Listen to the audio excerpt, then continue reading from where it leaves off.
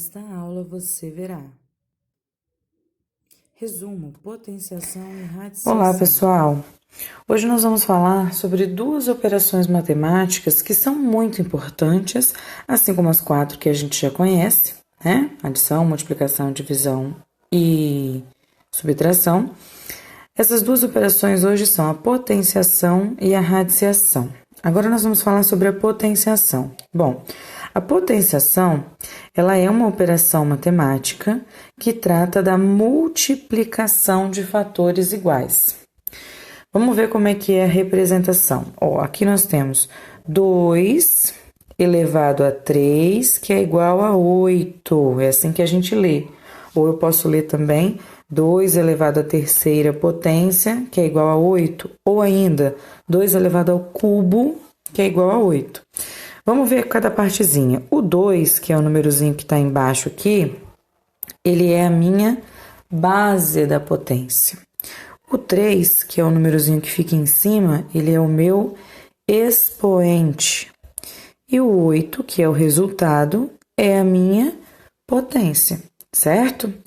Agora, como que a gente resolve uma potência? Bom, por exemplo, o 2 elevado a 3 aqui. Significa que é o 2 vezes ele mesmo, 3 vezes multiplicação de fatores iguais. O expoente, ele não entra na conta. Eu não uso o expoente para fazer a conta. Ele só me diz quantas vezes a minha base se repete multiplicando por ela mesma. Nesse caso aqui, 2 vezes 2 vezes 2, 8.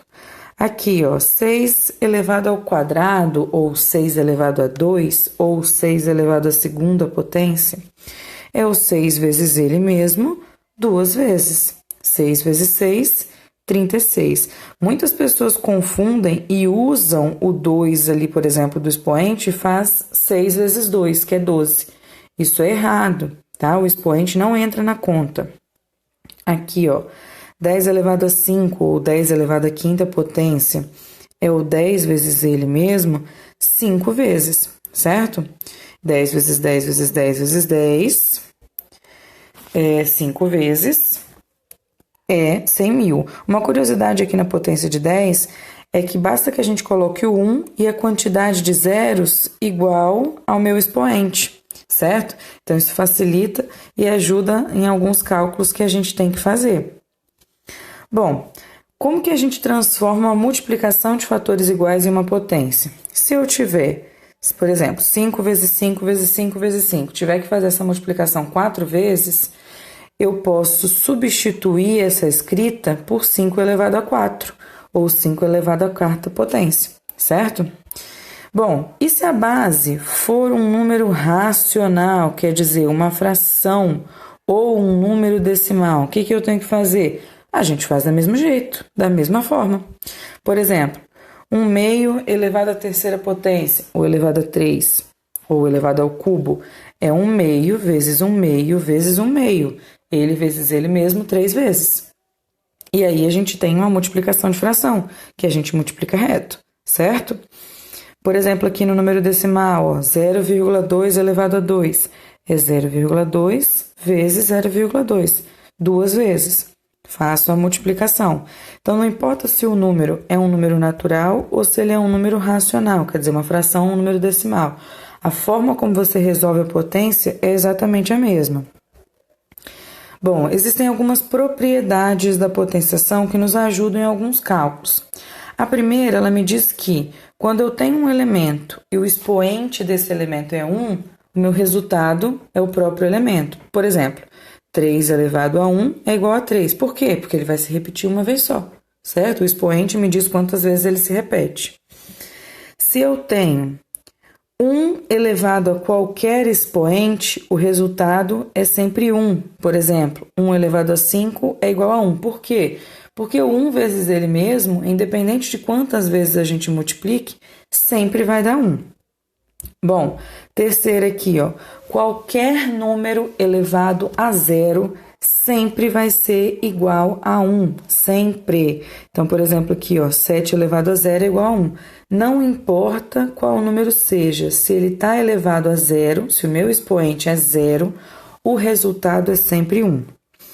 Bom, a quarta aqui, ó, quando eu tenho uma multiplicação de potências que tem a mesma base, eu posso repetir essa base e somar os expoentes. Por exemplo, 2 elevado a 2 vezes 2 elevado a 4.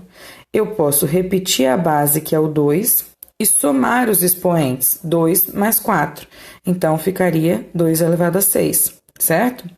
Isso é uma propriedade que ajuda, facilita os cálculos. Quinta, se eu tenho uma divisão de potências de mesma base, eu posso repetir a base e subtrair os expoentes. Por exemplo, 8 elevado a 5 dividido por 8 elevado a 3. Posso repetir o 8 uma vez só e fazer 5 menos 3. Então, 8 elevado a 2. Sexta propriedade, se eu tenho uma potência de potência, ó, um expoente sobre outro, com parênteses, eu posso repetir a minha base e multiplicar os expoentes. Então, por exemplo, 4 elevado a 2, tudo isso elevado a 3. Eu posso repetir o 4 e multiplicar os expoentes. 2 vezes 3, 6. Então, eu tenho 4 elevado a 6. Sétima propriedade. Se eu tenho uma fração e essa fração inteira está elevada a um mesmo expoente, eu posso dizer que o numerador e o denominador estão elevados a esse expoente separadamente. Por exemplo, ó, 1/3 elevado a 4. Eu posso dizer que o 1 está elevado a 4 e que o 3 está elevado a 4. Fica mais fácil para resolver. E a oitava propriedade que eu coloquei aqui é, se eu tenho uma potência onde o meu expoente é negativo, eu não consigo resolver com o expoente negativo. Então, o que eu faço? Eu vou inverter a minha base e o meu expoente fica positivo. Então, quando eu tenho uma potência com expoente negativo, por exemplo, 2 elevado a menos 4, eu inverto a base. Qual é o inverso de 2? O inverso de 2 é 1 sobre 2. E aí, o meu expoente fica positivo. Se fosse uma fração, por exemplo, 3 sobre 2 elevado a menos 4, ia ficar 2 sobre 3 elevado a 4, certo? O expoente negativo me diz que eu tenho que inverter a minha base. Bom, finalizamos a primeira parte de potenciação. Nós até tínhamos algumas outras propriedades, mas eu passei as mais básicas. Agora nós vamos falar de radiciação. Radiciação é quando a gente vai tirar a raiz do número. Então, ela é a propriedade, ela é a operação inversa à potenciação, que também é uma operação matemática. A potenciação, como a gente acabou de ver, ela é a multiplicação de fatores iguais. A radiciação, ela procura descobrir que fatores iguais são esses quando a gente tem o resultado da multiplicação. Por exemplo, se eu tinha lá 2 elevado a 2, que é 4, então ele vai me dar o 4 e vai querer saber quais são os números vezes ele mesmo que geraram o número 4. Eu vou mostrar alguns exemplos. Antes disso, uma raiz ela pode ser quadrada, que aí o símbolo da raiz quadrada é esse aqui, e aí o índice, que é o númerozinho que fica aqui dentro da raiz, não precisa aparecer. Ela pode ser uma raiz cúbica, quando o meu índice é 3. Ela pode ser uma raiz quarta, quando o meu índice é 4. E ela pode ser uma raiz quinta, quando o índice é 5. E assim continua, certo? Se a gente observar aqui, ó, a raiz quadrada ela é inversa do número elevado a 2. A raiz cúbica é inversa do número elevado a 3. A raiz quarta é inversa do número elevado a 4. E assim sucessivamente. Então, aqui eu tenho a representação, ó. Raiz quadrada, lembra que eu falei que quando é quadrada não precisa aparecer o índice, que é o número que fica pequenininho aqui, ó, que não está aparecendo nesse caso. Raiz quadrada de 16 é igual a 4. Bom, o número que ficaria aqui, que o caso 2 não precisa aparecer, a gente chama de índice. O número que fica aqui dentro é o radicando. O símbolo aqui é o meu radical e o resultado é a minha raiz, certo? E aí a gente lê, né? A raiz quadrada de 16 é 4. Lembrando mais uma vez, o único índice, que é o númerozinho pequenininho, ó, que fica aqui, que não precisa aparecer, é o 2. Bom, como que a gente resolve uma raiz quadrada? Eu só vou falar dos números naturais, tá? Bom, por exemplo, raiz quadrada de 25 é 5. Por quê? Porque 5 vezes 5 é igual a 25, quer dizer, 5 elevado a 2 é 25. Qual que é a raiz quadrada? 7 é 49.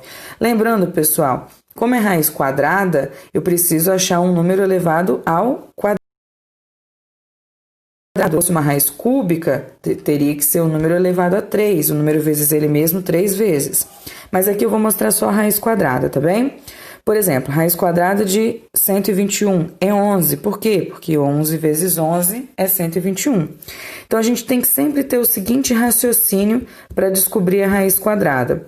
Devemos pensar que número vezes ele mesmo resulta no número que eu tenho no meu radical ali. E todo número que possui uma raiz quadrada exata, né, natural, ele é chamado de número quadrado perfeito. Os números quadrados perfeitos são aqueles números naturais que possuem raiz quadrada exata. E aí, eu coloquei aqui todos os quadrados perfeitos até o 400 para a gente conhecer. Então, ó, o 1 é quadrado perfeito. Por quê? Porque a raiz quadrada de 1 é 1. O 4 é quadrado perfeito. Por quê? A raiz quadrada de 4 é 2. O 9, o 16, o 25, o 36, 49, 64, 81, 100, 121, 144, 169, 196, 225, 256, 289, 324, 361 e 400. Esses são todos os números quadrados perfeitos até o 400, quer dizer, todos os números que têm raiz quadrada exata. Os números que não possuem raiz quadrada exata, eles podem ter a sua raiz quadrada determinada com o auxílio de uma calculadora, mas ele vai ser sempre um número aproximado, porque ele vai ser um número irracional. Então, por exemplo, 5. 5 não tem raiz quadrada exata. Se a gente coloca na calculadora, dá 2,23 e alguma coisa, ele continua ali infinitamente. Por exemplo, aqui, raiz de 20 é a mesma coisa, de 50, de 120. Então, por exemplo, até o 400, todos os que não são esses que eu especifiquei como quadrados perfeitos, eles a gente só consegue determinar a raiz quadrada deles com a ajuda de uma calculadora, certo? Bom, pessoal, o que eu queria falar para vocês sobre essas operações era basicamente isso. Eu espero que eu tenha ajudado vocês. E beijinhos e até uma próxima aula.